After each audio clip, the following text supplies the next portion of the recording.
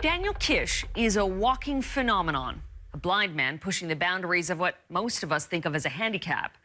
He uses something called echolocation for sight, the brain creating images from sound. The practice has become the subject of groundbreaking research at an Ontario university and has caught the attention of scientists around the world. And it all centers on something as simple as a click.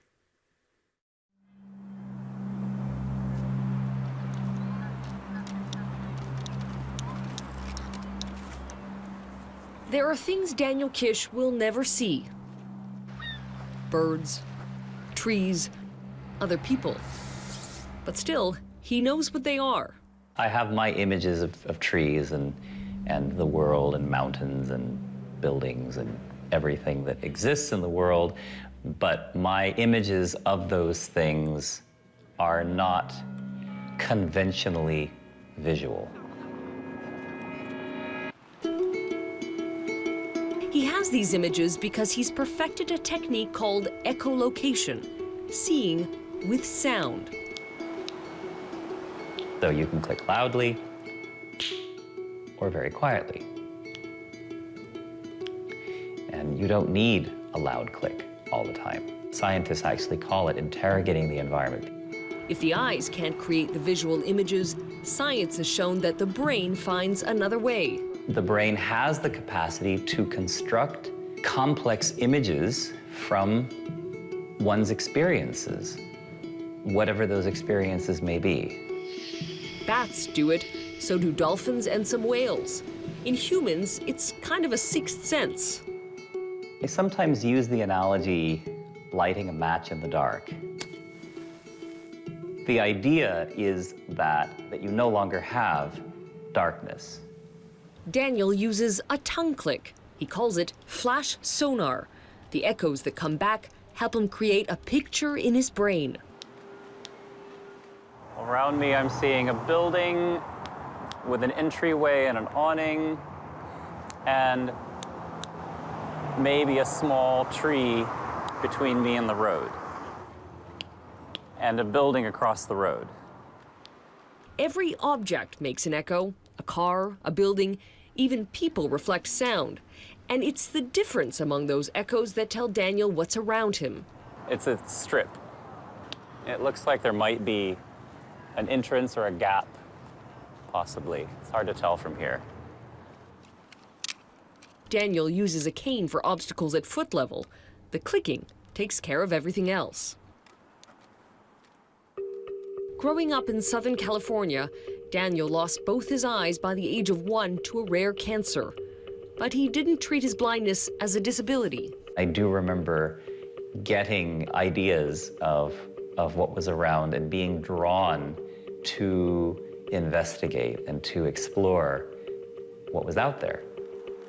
The clicking he learned himself, a way for a curious kid to explore his neighborhood without running into trees and fences. We were considered sort of, gifted by Providence. It wasn't considered a thing that could be developed. It wasn't considered a thing that could be taught. The blind have been echolocating for centuries, but now science has finally started to explain just what's going on in their brains. They are seeing through hearing. Neuroscientist Mel Goodale is the director of the Brain and Mind Institute at Western University in Ontario. So the remarkable thing about echolocation, for me, has been the demonstration that they were using the visual parts of their brain.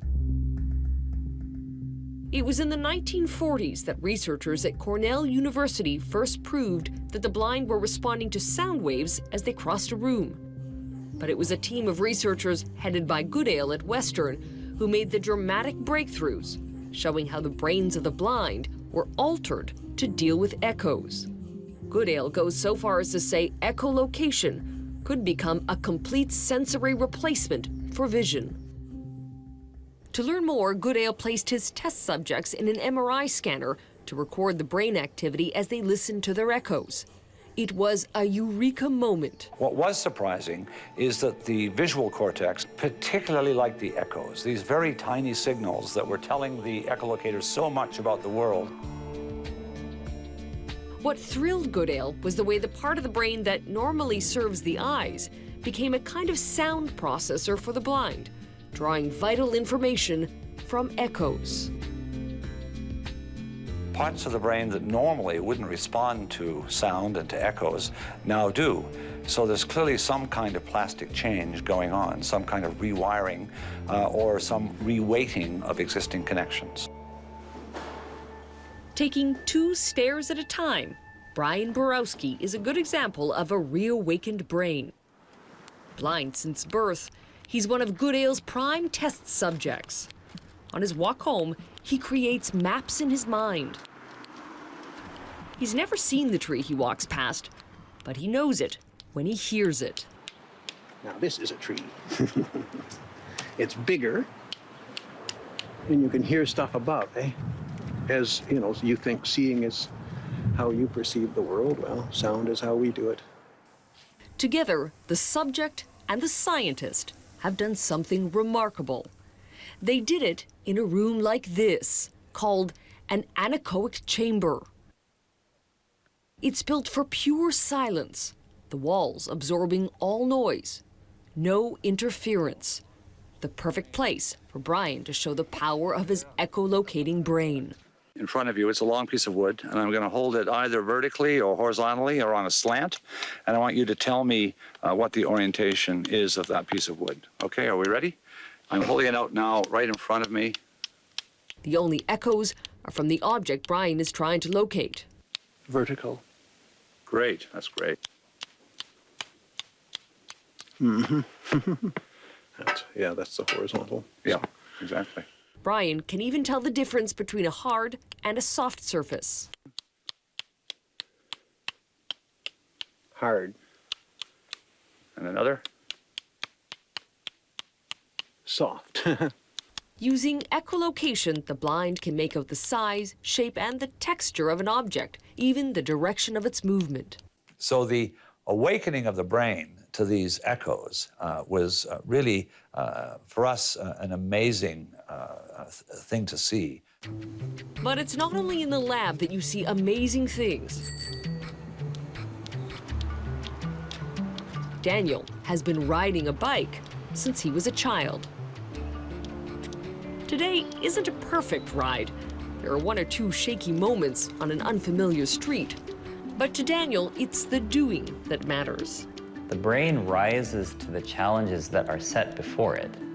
What often happens instead is that people are not presented with a challenge for the brain to rise to. Daniel found his confidence as a boy on his own. Now, he's teaching others.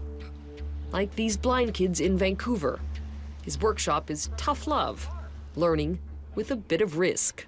No guiding of any kind during the workshop. You can't learn independence from being dependent. It's impossible. You can't do it. Running into a pole is a drag, but never being allowed to run into a pole is a disaster. So when Harjinder reaches out for help, her hand is gently brushed aside. It's a way of telling her brain to find new ways to cope, a process called neuroplasticity. The first axiom of neuroscience is use it or lose it. If you do not use it, you do lose it. So these kids who have been systematically dependency conditioned really are losing these mechanisms of freedom of movement. I love the clicking. Beautiful. Some students with a small amount of vision wear blindfolds so they focus only on the echoes. And just click around you. Does it sound little or big? It doesn't take long before the lessons sink in. Where is the City Hall? It's in front of me. More stairs, okay. Did the noise that you were getting change? Yeah. That's because Kirk, the cameraman, stood right in front of you. Oh. So that's how you would tell something is near or far away. For the kids, it's a revelation. For Daniel, however, it's as commonplace as, well, riding a bike. And he never misses a chance to show just how capable the blind are. I do have somebody that can, you know, offer their, normally you just kind of grab their shoulder, right, and go in? Well, normally I don't. You just tell me how far you want me to escort you then, and we'll let you go. You feel comfortable with that? Daniel feels very comfortable, relying on the power of the mind to guide him.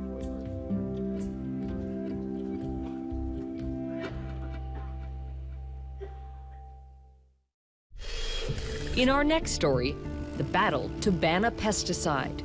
This is the biggest threat to the structure and ecological integrity of the ecosystem that I have encountered in my life.